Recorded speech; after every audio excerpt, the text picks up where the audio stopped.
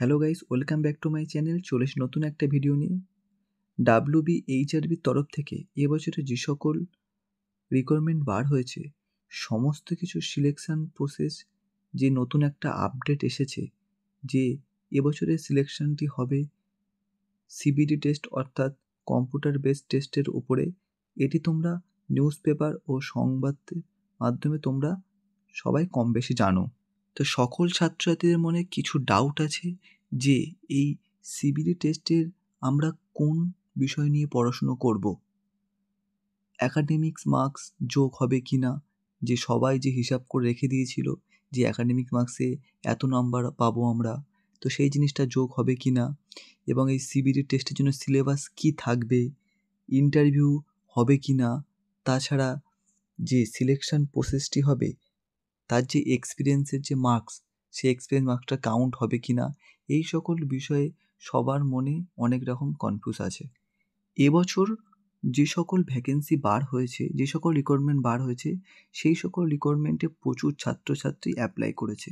তার এই সিলেকশন প্রসেসের জন্য যে TCS কন্ডাক্ট করতে চাইছে সিবিটি অর্থাৎ কম্পিউটার বেসড টেস্ট। যদি এই কম্পিউটার বেসড টেস্ট হয় তাহলে কম্পিউটারের মাধ্যমে তোমাদেরকে পরীক্ষা দিতে হবে।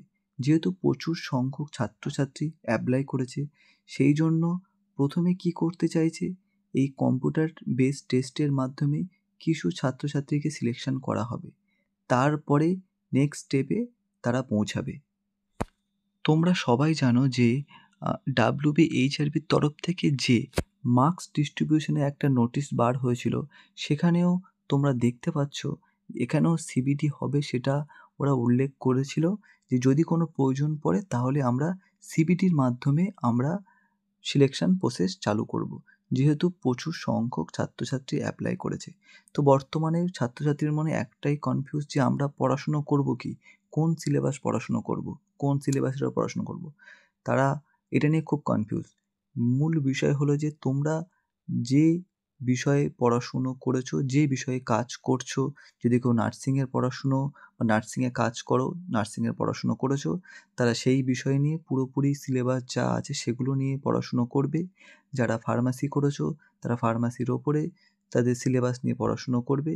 এমনই যারা যে সকল জিনিসে পড়াশুনো এবং চাকরি করছো সেই সকল বিষয়ের উপরে সকল সিলেবাস তোমরা পড়াশুনো করবে। আলাদা করে কোনো কিছু করার দরকার নেই, তোমরা পড়াশুনো কন্টিনিউ করো। অনেক ছাত্রছাত্রী আছে যারা এই বিষয় নিয়ে খুবই কনফিউজ।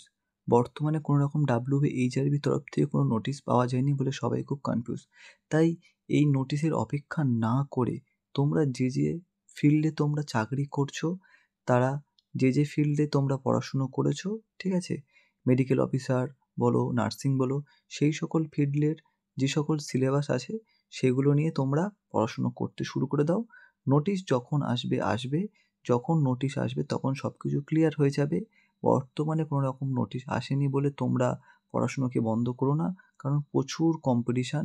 এখানে সিলেকশন প্রসেসটা এরকম হতে পারে, চান্সেস আছে যে এত সংখ্যক ছাত্রছাত্রী যে ফর্ম ফিল আপ করেছে, তার জন্য প্রথমে ওরা সিবিটি এক্সামের মাধ্যমে কিছু সংখ্যক ছাত্রছাত্রীকে সিলেক্ট করে নেবে, তারপরে ইন্টারভিউর জন্য ডাকতে পারে। এত যে 50,000 থেকে 60,000 ছাত্রছাত্রী যে অ্যাপ্লাই করেছে, আরও অধিক ছাত্রছাত্রী অ্যাপ্লাই করেছে, তাদের এই সিলেকশন প্রসেসটা এইভাবেই হবে। ফার্স্ট সিবিটি হওয়ার চান্সেস আছে, প্রথমে একটা সিবিটি এক্সামের মাধ্যমে কিছু সংখ্যক ছাত্রছাত্রীকে সিলেক্ট করা হবে, তাদের মধ্যে যারাই সিলেক্ট হবে তারপরে নেক্সট তাদেরকে ইন্টারভিউর জন্য ডাকতে পারে। বর্তমানে কোনো নোটিশ বার হয়নি, আমরা সবাই নোটিশের অপেক্ষা করছি, কিন্তু তোমরা কেউ নোটিশের অপেক্ষা করে পড়াশুনো থামিয়ে রেখো না, পড়াশুনো কন্টিনিউ করে যাও।